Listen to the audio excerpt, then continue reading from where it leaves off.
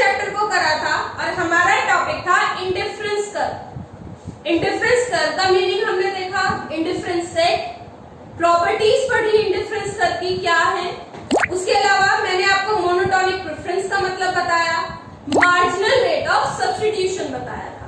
तो यानी चैप्टर चल रहा था हमारा consumers equilibrium indifference curve analysis.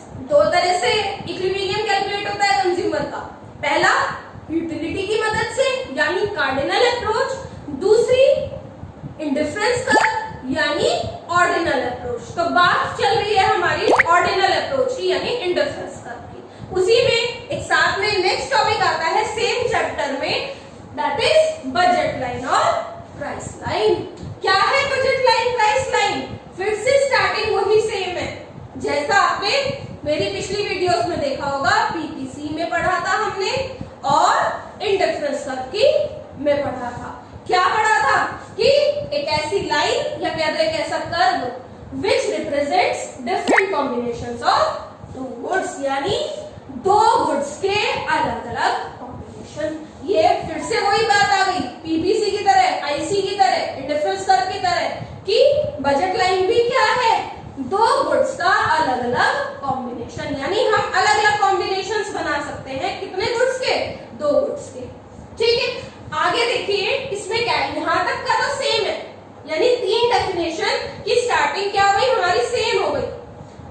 PPC की डेफिनेशन, आईसी की डेफिनेशन और अब ये बजट लाइन की डेफिनेशन हाफ सेम हो गई। आगे देखिए इसमें क्या चेंज है, विच ए कंज्यूमर कैन परचेज, यानी दो गुड्स के, जैसे कि यहाँ एक्स वाई है, अलग अलग कॉम्बिनेशंस, कितने भी कॉम्बिनेशंस बनाए जा सकते हैं जो एक कंज्यूमर परचेज कर सकता है with his given income and prices of the goods. कि एक कंज्यूमर अपनी फिक्स्ड इनकम, ये दो बात इंपॉर्टेंट है ध्यान रखने वाली, कि उसकी इनकम क्या है, फिक्स्ड है, प्रोडक्ट के प्राइसेस क्या है, फिक्स्ड है। तो उस फिक्स्ड इनकम से एक कंज्यूमर मैक्सिमम कितना परचेज कर सकता है वो इस लाइन से हमें पता चल रहा है, यानी ये मैक्सिमम एक्सटेंट है कंज्यूमर की, ये कंज्यूमर की मैक्सिमम एक्सटेंट है। यानी अगर वो उसके पास जो इनकम है, सपोज उसके पास 100 रुपए है, उसकी मनी इनकम कितनी है 100 रुपीज, तो उन 100 रुपीज में अगर वो पूरे के पूरे 100 रुपीज खर्च कर देता है तो वो इसके ऊपर के कॉम्बिनेशंस परचेज कर रहा है। सपोज दो गुड्स हैं एक्स और वाई, वाई का प्राइस कितना है 10 रुपीज, एक्स का प्राइस कितना है 5 रुपीज। ठीक है, तो अगर वो सपोज उसने 10 की 10 यूनिट वाई प्रोडक्ट की ले ली तो उसके 100 रुपए खत्म हो गए, तो यानी वो कहाँ है, इस कॉम्बिनेशन में। दूसरी तरफ अगर वो सिर्फ एक्स को खरीद रहा है और उसने 20 यूनिट खरीद ली तो वो कहाँ होगा, यहाँ पे होगा, यानी कॉम्बिनेशन बी पे एक तरह से। इसके अलावा अगर सपोज उसने क्या करा कि वो 5 यूनिट तो एक्स की खरीदता है तो वाई की कितनी खरीद सकता है, वो 10 यूनिट वो वाई की खरीद सकता है, तो 100 रुपए हो गए, तो यानी सपोज उसका कॉम्बिनेशन यहाँ पर है। तो अगर वो सारे के सारे रुपया खर्च कर दे तो वो इस लाइन के ऊपर होगा। ठीक है, और अगर कुछ पैसा बचा ले तो इसके अंदर। ठीक है, क्लियर है बजट लाइन यानी प्राइस लाइन का मतलब। आगे देखिए budget line equation, equation of budget line एक नंबर में कई बार एग्जाम्स में पूछ लेते हैं। तो इक्वेशन क्या है, ये यहीं पर क्लियर हो गया जो मैंने एग्जांपल बताया। हमने क्या करा, एक्स और वाई दो गुड्स लिए, एक्स के रुपीस मैंने आपको 5 रुपीज बताया, वाई की कितनी कीमत बताई 10 रुपीज बताया। ठीक है, अगर वो सपोज जैसे हमने पहला एग्जांपल लिया कि वो वाई खरीद रहा है तो वाई 10 रुपए का है और उसने 10 की यूनिट्स खरीदी 10 रुपए के हिसाब से, तो कितने हो गए इसके 100 रुपए कंप्लीट हो गए, तो यानी उसने एक्स को नहीं खरीदा, 5 रुपए की जो एक्स कॉमोडिटी थी उसको उसने नहीं खरीदा, तो ये क्या हो गया 100 रुपए। ठीक है, दूसरी तरफ हम ये कह रहे थे कि भाई यहाँ पर हमने क्या कहा कि वो इसको खरीद रहा है, 5 रुपए की एक्स कॉमोडिटी है, इसकी उसने 20 यूनिट खरीदी, तो इसका कंजम्पशन कितना हो गया 0, तो 100 रुपए बराबर हो गए। या फिर एक और हमने पढ़ा कि भाई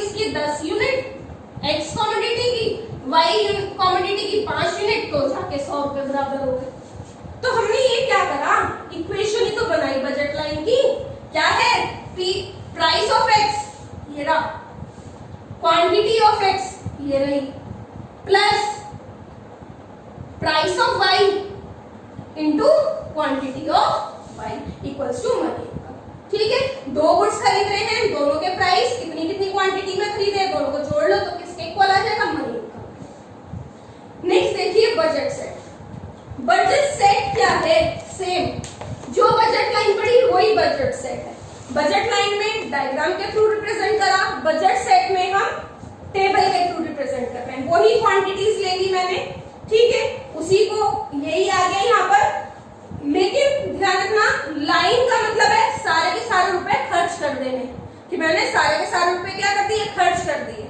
लेकिन बजट सेट में ऐसा कोई कंपल्शन नहीं है कि मैंने सारे के सारे खर्च कर दिए, ऐसा भी पॉसिबल है सारे खर्च कर दूं या कुछ पैसा बचा लूं। ठीक है, तो यानी एक नया अगर मैं बनाऊं कॉम्बिनेशन, सपोज इसे हटा के तो क्या बना सकती हूँ कि उसने 10 यूनिट्स तो सपोज एक्स ही खरीदी और 5 यूनिट, 5 नहीं बल्कि मान लीजिए 3 यूनिट इसकी खरीदी, तो कितने रुपए का था, एक्स यूनिट 5 रुपए का, ये कितने का है, 10 का, तो कितने बराबर हो गया, 10। यानी सारे के सारे रुपए मैंने खर्च नहीं करे, मैंने कुछ रुपया क्या कर दिया, बचा दिया, तो ये क्या हो गया, सेट। तो यानी लाइन तो ये है और सेट क्या है, सेट में उसके ऊपर भी आ गया, लाइन के ऊपर, और उसके अंदर के कॉम्बिनेशंस भी आ गए। ठीक है, तो वही इक्वेशन है, बस यहाँ पे ये साइन बदल गया कि खर्चा कम भी हो सकता है और बराबर भी हो सकता है मनी इनकम के।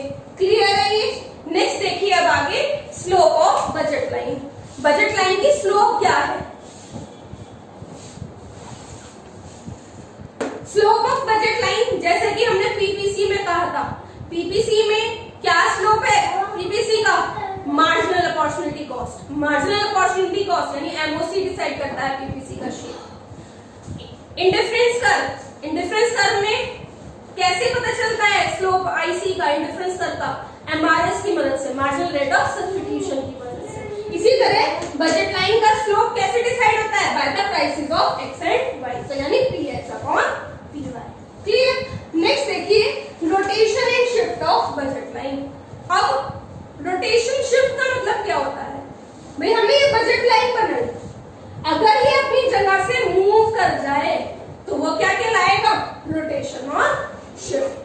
ठीक है भाई, वैसे तो फिक्स इनकम फिक्स प्राइस से वो इतनी क्वांटिटी खरीद सकता है, लेकिन अगर उसकी इनकम चेंज हो जाए, अगर प्रोडक्ट की प्राइस चेंज हो जाए तो हमारा बजट भी तो चेंज होगा, हमारी बजट लाइन चेंज हो जाएगी, इसका मतलब तो वही होता है रोटेशन और शिफ्ट। अब यहाँ दो वर्ड्स हैं, पहला तो है रोटेशन और दूसरा है शिफ्ट। अब रोटेशन और शिफ्ट में फर्क क्या है, शिफ्ट तो एक तरह से होता है कि भाई पूरी की पूरी बजट लाइन अपनी जगह से हट गई, दोनों तरफ से, चाहे वो राइट साइड की तरफ चाहे वो लेफ्ट साइड की तरफ, तो वो तो हो गया शिफ्ट। रोटेशन जब बजट लाइन किस तरह से रोटेट हो, ये ओरिजिनल है तो इस एक पॉइंट से और दूसरा चेंज हो जाए तो वो रोटेशन कहलाएगा। इस तरह से कि एक पॉइंट तो कांस्टेंट रहा, एक पॉइंट में तो कोई चेंज नहीं हुआ और दूसरा पॉइंट से चेंज हो गया, तो वो क्या होगा, रोटेशन। समझिए अब रोटेशन और शिफ्ट में क्या क्या आता है।